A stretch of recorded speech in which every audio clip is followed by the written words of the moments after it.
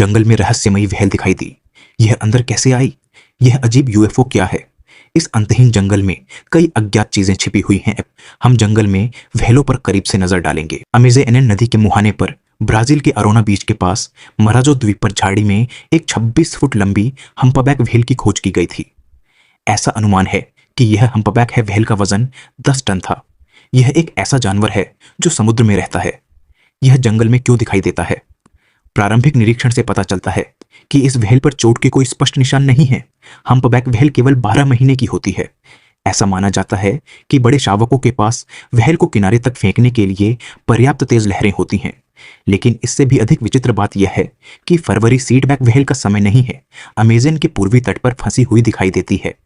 कुछ लोगों का मानना है कि हम्पबैक व्हेल अपनी मां से अलग हो गई और अंततः भूख से मर गई। इस समय जंगल में गहराई तक बह जाने की निश्चित संभावना है। जंगल में अज्ञात स्थान।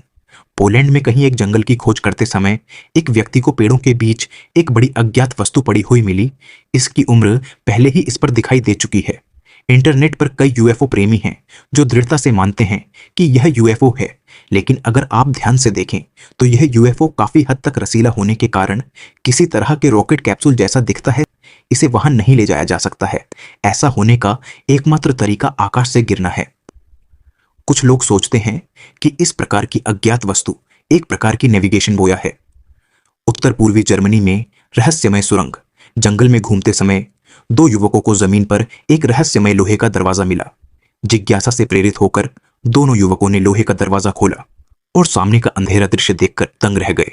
उनमें से सुरंग बहुत अजीब लग रही थी। दोनों युवक नीचे चलते रहे।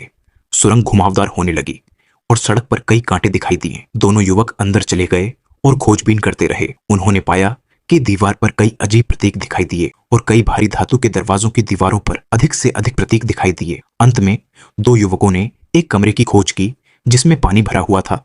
इसमें 2 युवक खतरे से चिंतित थे, इसलिए वे जल्दी से बाहर निकल गए।